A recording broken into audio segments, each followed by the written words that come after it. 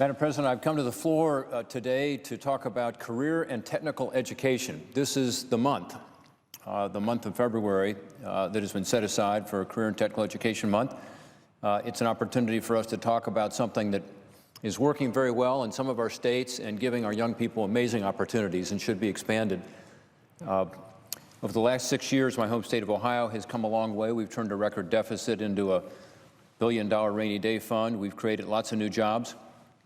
But we also have a problem in Ohio and around the country, and that is the skills gap. If you go on Ohio Means Jobs, a website right now, I think you'll see about 122,000 jobs being offered. In other words, these are companies saying we're looking for people. At the same time, in Ohio today, we've got about 280,000 people who are out of work. So how could that be, you ask? Well, if you look at the jobs and you look at what the descriptions are, many are jobs that require skills. And some of these skills are not available right now in the workforce. So you could get a lot of people put back to work just by developing these skills in Ohio.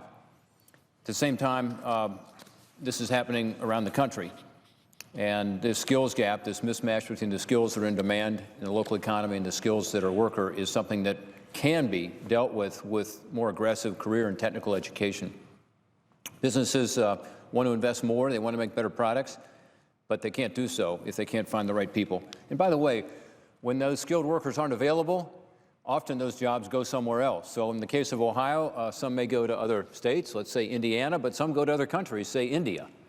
And so if we don't have the skilled workforce, you're not going to be able to keep the jobs that we want here in America because workers are such a critical part of making a business successful. The Bureau of Labor Statistics, the Department of Labor, says that the typical unemployed worker today has been unemployed for about 6 months. So we have this long-term unemployment again. The skills gap would help to deal with that. 5.8 million Americans are now stuck in part-time work who would like full-time work. So we've got some challenges in our economy, and the skills training would really help. According to a survey from Deloitte, 98 of the 100 biggest private sector employers in my hometown of Cincinnati, Ohio, 98 out of 100, say they're struggling to find qualified workers. There's a shortage of machinists, machine operators. We're a manufacturing state. There's also a shortage of other jobs, IT skills, healthcare skills. Companies want to hire, but they're having a hard time finding workers with those right skills. And by the way, it's not just, again, in Cincinnati or in Ohio, it's across the country. There's a study done by the National Association of Manufacturers that found that 3 out of every 4 manufacturers say the skills gap is hurting their ability to expand and create more jobs. 3 out of 4. So as this new Congress and new administration get to work, I think there's an opportunity for us to address this. One thing we've heard about from the administration and also from both sides of the aisle here is the need for more infrastructure. Funding for repairing our crumbling roads and bridges, our water systems, our wastewater systems.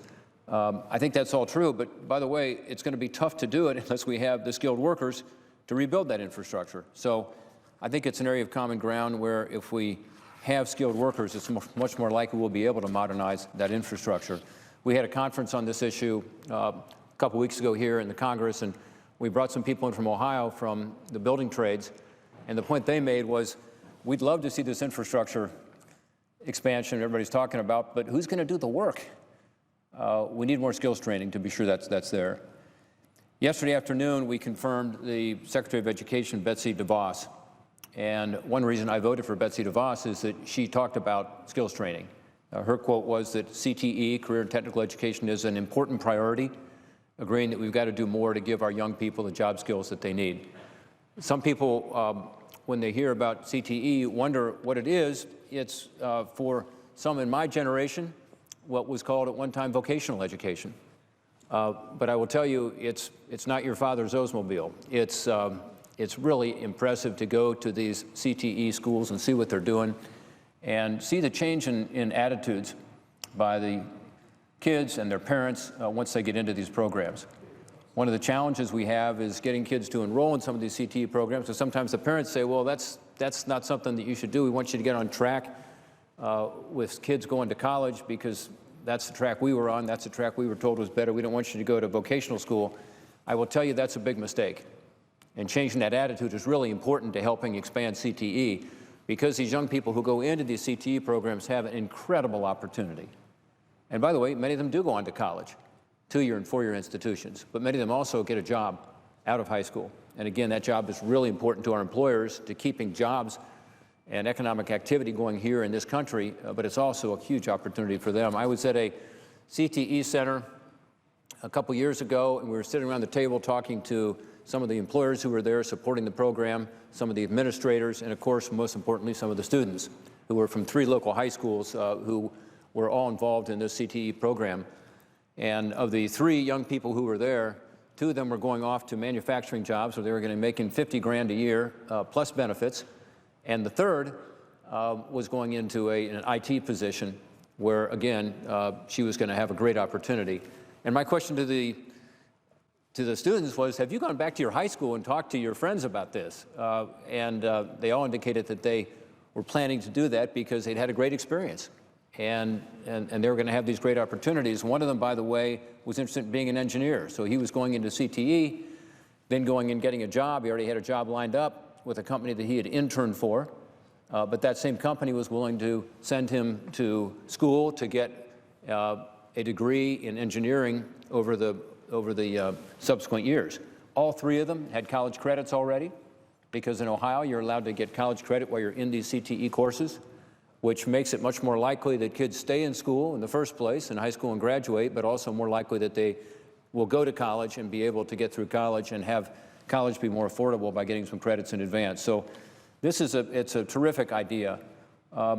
There's a story that I heard about recently of a young woman in Ohio. Her name is Mackenzie Slicker. She's from Massillon, Ohio.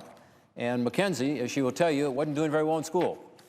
She was not, sort of hitting her marks, and she wasn't real excited about school. And then one day she saw that there was an opportunity to get into a CTE course in sports medicine. She applied for it.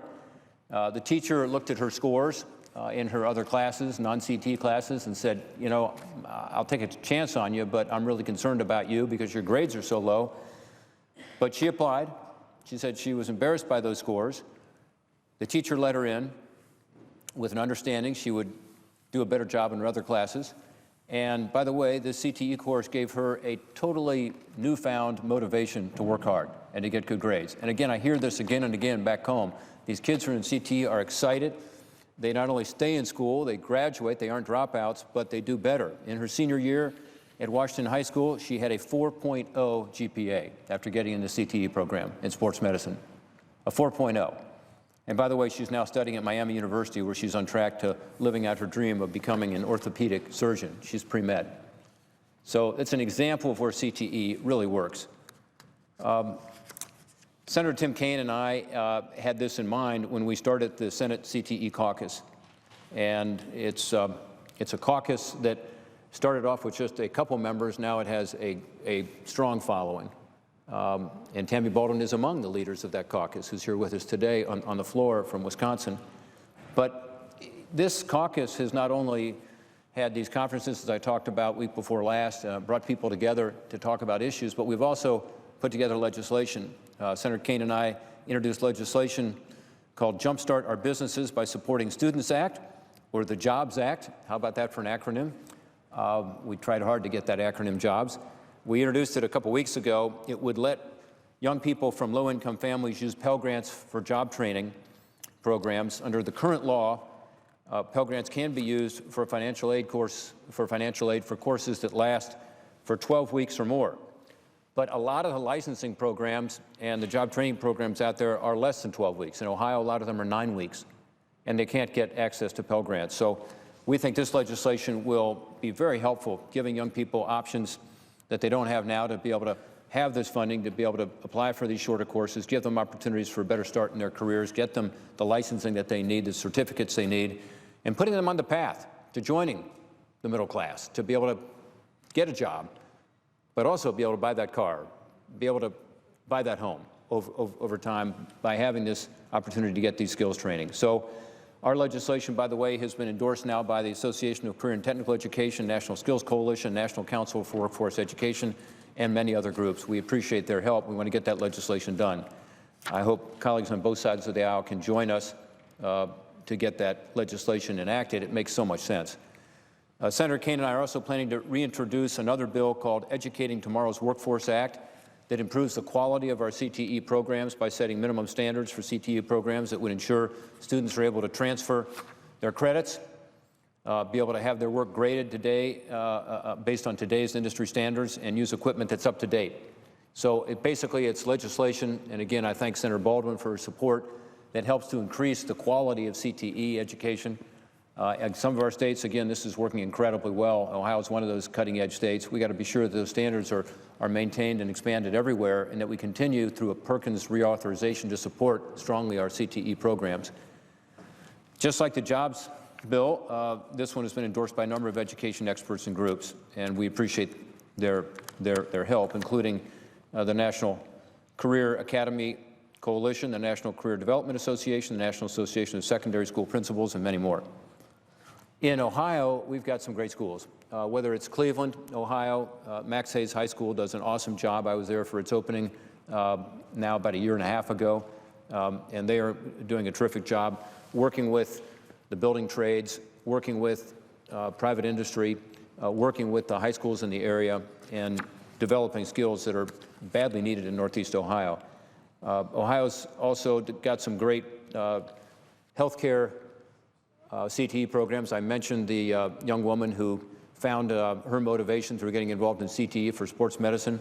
Recently, I went to Butler Tech and to their healthcare campus, which is north of Cincinnati.